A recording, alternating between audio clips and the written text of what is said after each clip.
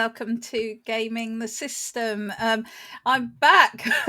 I wasn't here for our return after the summer holidays, but here I am, and we're all back together, which is really nice to have a session with all three of us.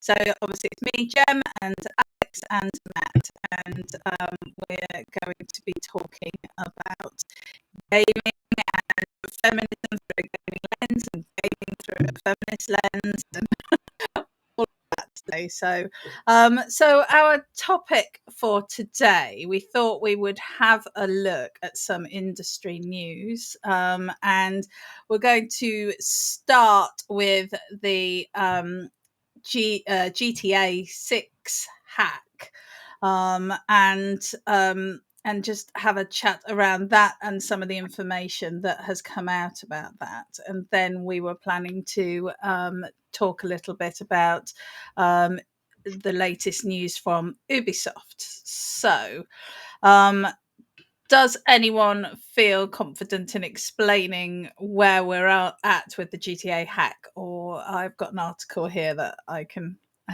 read from if that's helpful. From what I've heard, which has been very recently anyway, it all happened like on September the 18th or 17th or something.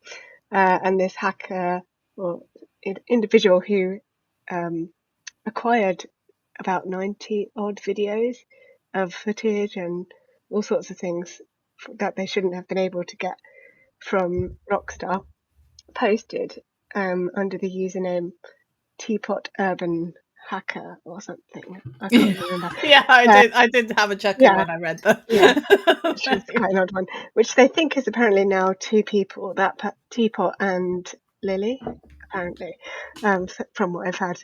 And they basically posted it on this forum, and everyone was like, "That's a lie. It's not real. It's fake." And then they suddenly realised it was real and like started downloading it, and then it spread all over the internet. And now everyone's seen what is in development footage of GTA 6. But of course, everyone takes it away and says, how can this be the finished game? It's crap. It looks crap. And all this. And there's just been a really sort of strange reaction to it all, and a lot of angry people, and also a lot of angry developers on behalf of Rockstar as well. And Rockstar issued a statement about it. And I'm sure lots of lawyers are hunting down the person that did it. But that's as much as I know. I don't know if there's more to add, but that's... When I was reading about it originally, one of the things that they were talking about actually was about how frustrating it is to have those early drafts kind of out in the public domain, because like you say, it's funny, isn't it, how people get so cross with that and clearly have no appreciation of the long process that designing and creating these games actually takes, and the huge amount of hard work that goes into it. I mean, I know, Matt, you've been doing bits towards game design, and so you probably have a better idea than we do about all the stuff that goes in behind the scenes and how frustrating it must be. It's a shame that it hasn't been a more positive response to having basically a little bit of insight into the production process, actually, sort of behind the scenes peak. It's a shame that people's sort of initial response is critical, and to get angry and cross about it. Honestly, with anything creative, like the original form is just can be embarrassing because the finished form's in your head, and you have to go through. Imagine, I can't remember who carved the David, but whoever it was carving the David, Michelangelo. Yes, that was a quiz question. Not I did know that. You don't. You only. The only thing that matters is the copy that ships on release day. That's all. That's the only thing that anyone has any right to, because you're asking them to buy it at that point. people.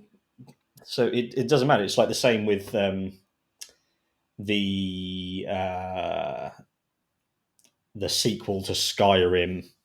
Is it was like teased 2 years ago with a single like 10-second trailer I that think I was the remember. title in the Yeah, sky, and people will always, a fan response to anything is, I want it now, I want it now, I want it now. yeah, Studios are lazy, they're stupid, they don't know what they're doing, and they just behave like petulant children until it Yeah. ships.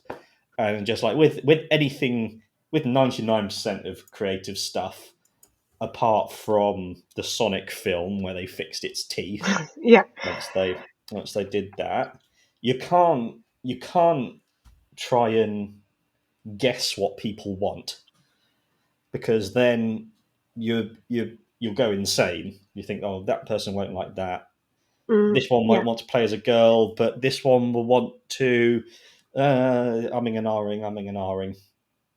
And so with any creative vision, particularly for like smaller places, you've got to have that like element of choosing your target audience. I've got an idea for a game about uh, woodland animals that live next to a dump site, and they craft weapons and armor out of the dump site stuff and start killing each other. And I could, uh, who I have no idea if anyone wants to play that other than me. I So would. I think that sounds cool. yeah, it's like really violent Fortnite, and so With woodland animals. Yeah, yeah, so you have no cute idea. woodland So animals. with that kind of thing, and especially that's why indie developers are so awesome. There's a million different types of games of a million different kinds, and that's so people with no resources can make them now. But then when it comes to the massively most big game developers, they have no motivation whatsoever to consult outside of the development studio Mm. for what they do, because Grand Theft Auto 5 is one of the most popular games that has ever been created, and they did that themselves, this studio. So they should just trust themselves, and when this happens, it just must make you want to go, oh well, the only people responding to this are dickheads whose opinion doesn't matter. So hopefully they'll probably sue the whoever did this into existence, and then carry on as if none of this had ever happened. Yeah. Yeah, I did Yeah. actually see some stuff on Twitter where a lot of developers were sharing their own like early game footage in solidarity, and like I think one of them was Sea of Thieves, and they showed the characters, and they were just like large white beans with mustaches, and it was quite funny. But that just shows how much it changes, like in the process. And I think, at least on that side of Twitter, they are trying to educate people a little bit more, which is there's an opportunity to educate people, which is nice to see as well. But whether that's being picked up by the by everybody is another thing. But it's nice that it's happening at least. So yesterday, apparently, police confirmed that they have actually arrested a 17-year-old Oh who's suspected to be involved in the breaches. wow! Obviously, they're under 18, so no Yeah, names have been released. were they even born when GTA 5 came out? I know, it's crazy, isn't it? That is Yeah. crazy. But Oh, they also hacked Uber as well. oh So this wow! is a Yes, general. good. um, I'm just having a look. That they yeah, they think they were part of a larger hacking group. Wow. How But did they get into that so young? That's so strange. It's a whole new world to it me. is a whole new world, and it I suppose it's interesting, isn't it, as to, I mean, that maybe that's a whole different episode, really, the whole Yeah. hacking thing, because it's about how does that take you down crime route. I mean, Well, obviously it's illegal technically, to hack yeah. at this level, but like what does it, or it does it take you down a Like tech a, route? yeah, Do you then end up employed by Google or even secret or services. Rockstar? Yeah. So There is a profession called an ethical cyber hacker, and Mm. they're like professional safe crackers who mm, people take their latest security system to Oh, get hack. them to try try and and get hack in. it. That's cool. I mean, we used to when I ran my mud, we used to have there was a couple of players who were always finding ways around, like ways to kind of cheat the system and to cheat the game. And in the end, we would basically say to them, like, okay, here's a new area that we put online, go in and play it and find all the cheats, and that Mm. was that person's job in the end. So there is definitely a space for people who really enjoy doing that, and this person actually just really got a massive kick out of finding the broken Mm. bits, Yeah. and I think that they really enjoyed that and enjoyed being the first person to abuse abuse bugs in the system. Um, so I was thinking maybe we could talk a little bit about what we found out from the hack. Mm. Is there anything? Have either of you guys heard anything particularly juicy, or shall I? I have some potentially juicy tributaries that Mm. we could explore. The first one is like bringing home a personal element to it, because GTA 5, I enjoyed GTA 5. I played some of the games that were on PSP, and they were Hmm. brilliant. But I'm not.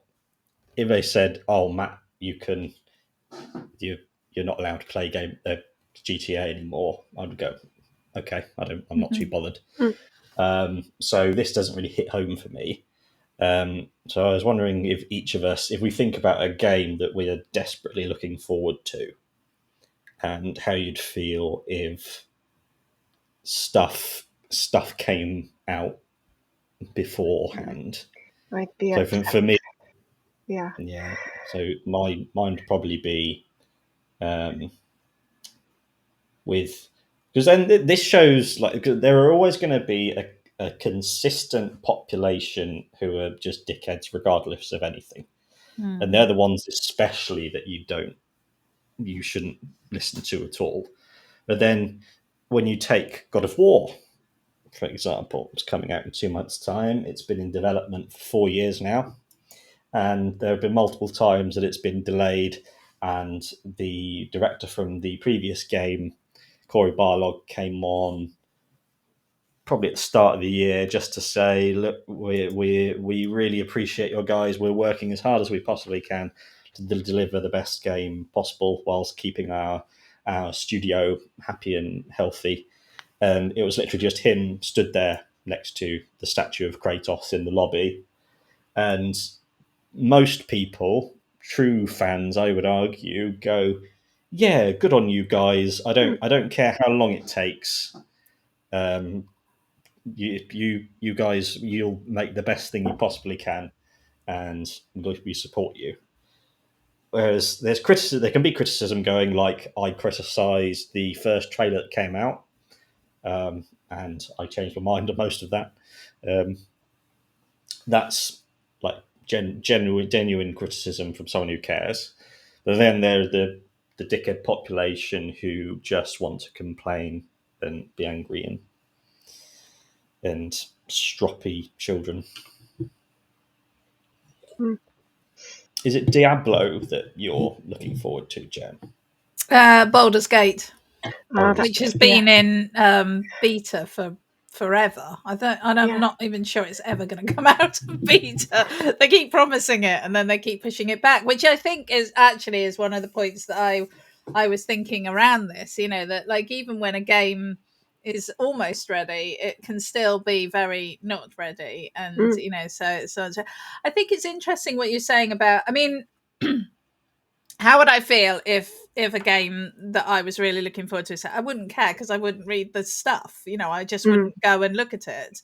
In the same way that so much information. I mean, I'm often very much behind the curve, just due to time issues, and so whether it comes to the new Game of Thrones series that's out, and the new Lord of the Rings series, it's all of those things, I'm going to watch them. So I can see that it's all over social media, but I just don't look at that stuff. So for me, it wouldn't bother me, other than other than if I was genuinely interested. And at the end of the day, as a consumer, I can be excited or annoyed about the choices that the companies make with their games and their TV shows, but it's up to they're making the games, they're making it, and I play it or don't play it based on whether. And I think it always intrigues me the way that individuals get so emotionally invested in something, and they get so genuinely angry with the people that are making these things, like it's like a personal insult to them when it isn't the way they want it to be. And it's I find it fascinating that people can't get a little bit more perspective on it. It's like it's the game company do not make the game for you. They make it for an audience, and that is full of lots of different people. And I'm constantly surprised by that. You'd think by now I'd just be like, oh, they're doing it again. But we were talking at home about how so many crappy books and TV and book series get made into TV series, when there are some absolutely awesome stories out there that have not been made into TV series. And I think that possibly a large reason for that is that people just feel like they're going to get so much flack because they're not going to do it right. I know that Neil Gaiman has recently had the Sandman out, and I've read the graphic novels, and it's it's an awesome story and an awesome series, and they were really worried about how people were going to respond to it. And you've got to allow people a bit of artistic license, I think, and engagement. So for me, I don't think it would be a problem unless it had some negative impact. I mean, Rockstar are saying it's not going to slow down the release or anything like that. But I think if it had that kind of impact, then that would annoy me. I think if I got spoiled for something I was really looking forward to, like a major story spoiler for God of War, it would lessen the impact of playing it for the first time for sure. But it's kind of six of one and half a dozen of the other. You can protect yourself from getting spoiled as much as you can online by just trying not to go online or on social media, like in the lead up to things.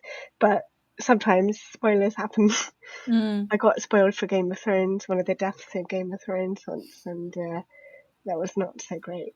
But I mean, I still enjoyed it.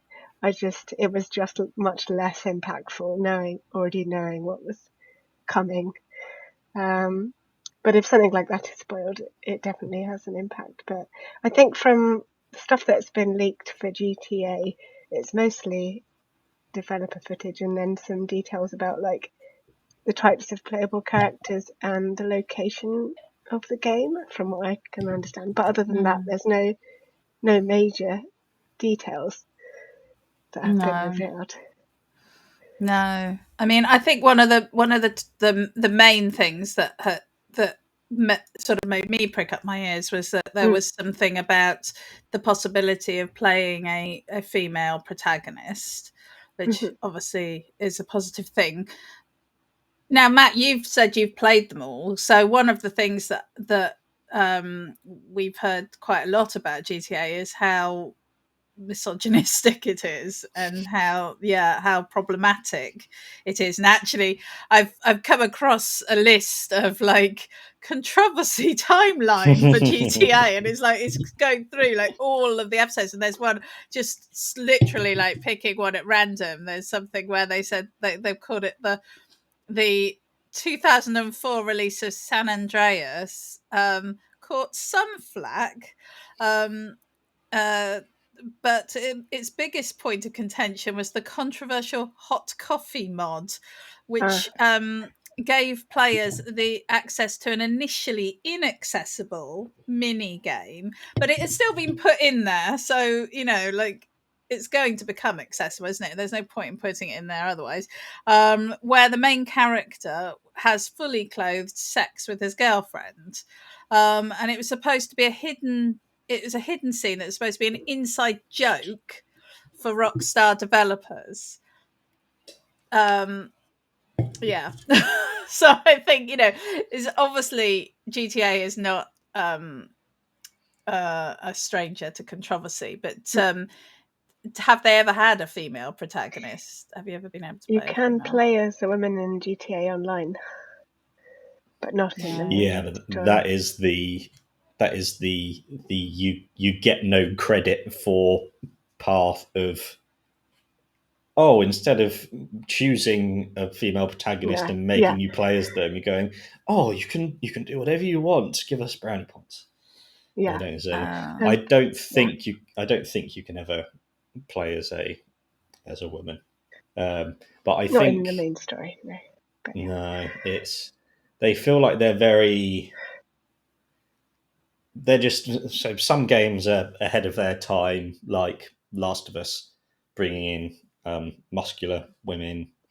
We talked about Ellie last time, saying that they are white, but the body type, Ellie isn't that the same body type that all female protagonists were. There's Lara Croft body type, original Lara Croft body type, and then modern Lara Croft body type, and those are the two female body types. Then there was a transition point at some point in the last 10 Did you ever years. play GTA Online, Matt? No, I played I did. like half an hour. Yeah. Did you? Yeah, I did. And I played a female character, and I noted, I can't remember how old I even was when I started it, going back quite a few years now.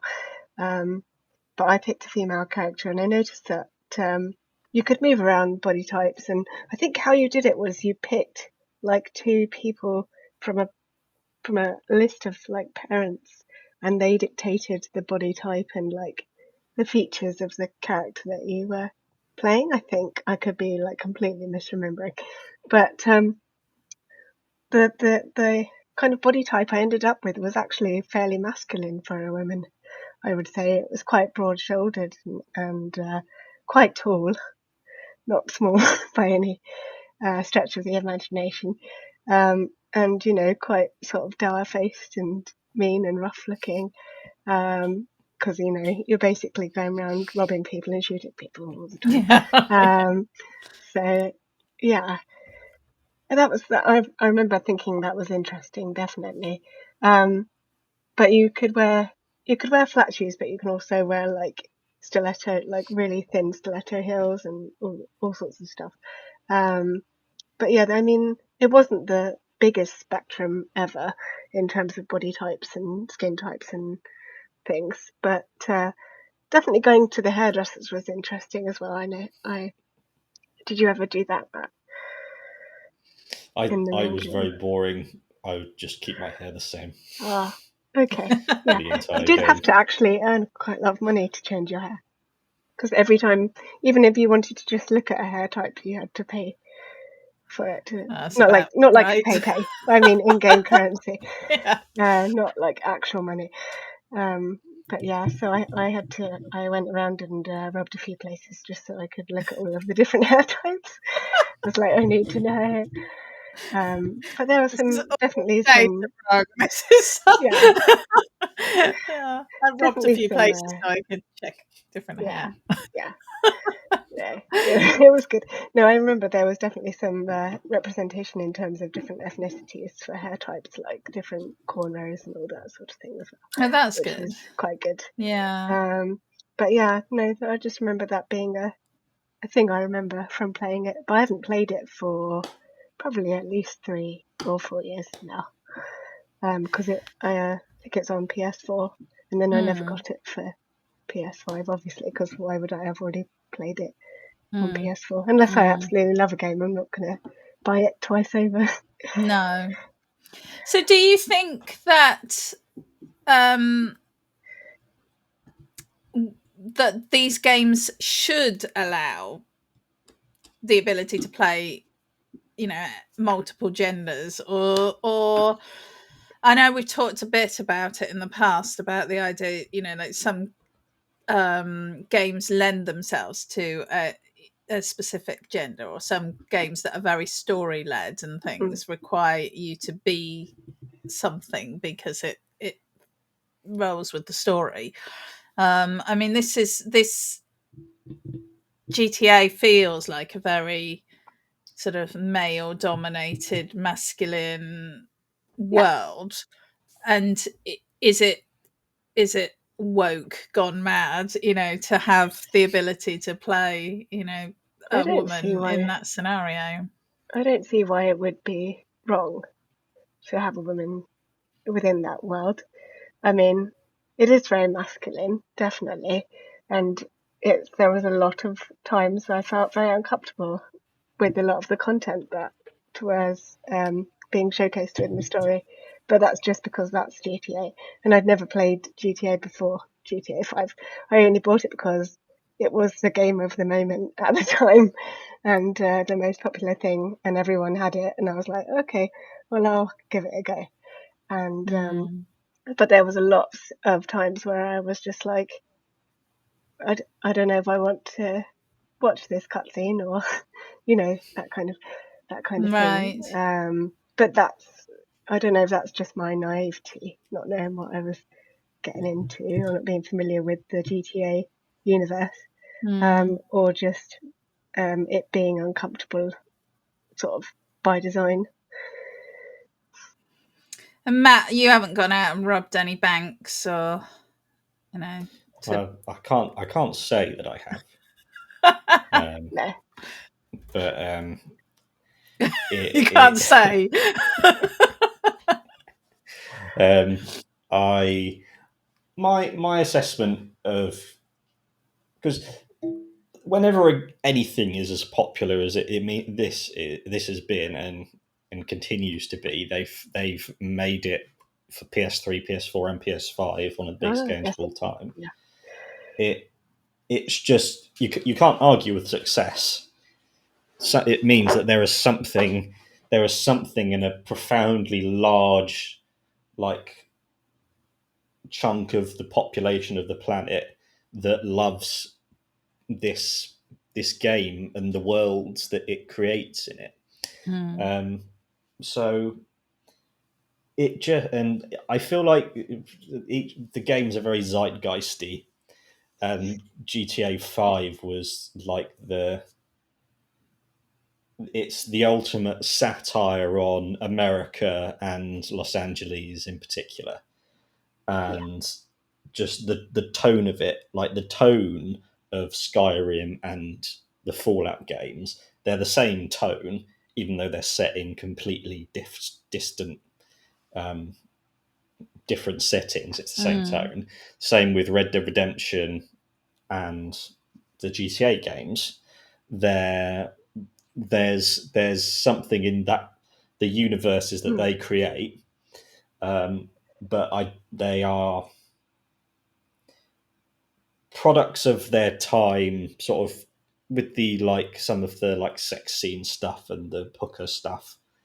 I feel like that was them doing what they thought was edgy. I think they're yeah. pushing a There's boundary. definitely an edginess about it, a lot of it. Don't mm. get me wrong, there was a lot that I also enjoyed playing as well. But yeah, there's definitely that feeling like they were deliberately trying to be edgy at times. That's the impression I got. But no. I think that people say woke to mean progress, and diverse means anything that isn't. I want it to be white and male forever, please. And I think the I don't say please. Whereas the diversity, the creative people want to create the most awesome thing that they can think of, and the more resources you have, the more you can explore your ideas. And the rock star now developing this have the diversity opens up infinite creativity that they have never had access to before. Because when GTA 5 was made, they they were just as its patriarchy is restrictive in every way, including creativity. You say, "Oh, we can only have them having a black protagonist." Like they've had, oh, we're pushing the envelope. They've had some black protagonists, I remember that but if being you quite a say, big thing at the time, though, when it came out. But yeah. yeah, now they say with like the mainstream media of like Netflix and stuff like that, that has gone so extreme in like their diversity. It makes you go, oh wow, we could actually an entire new like universe of creativity is open to us, and we're going to explore that rather than stay with what we were doing Mm. 10 years ago. Mm. So it's better for everyone, apart from some dickheads.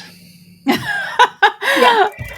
Well, on that note, I'm going to say we'll bring this first part of this discussion to a close, and we'll be sharing the second part next week. So please do tune in for that. And for now, we will say goodbye, and we will see you very soon.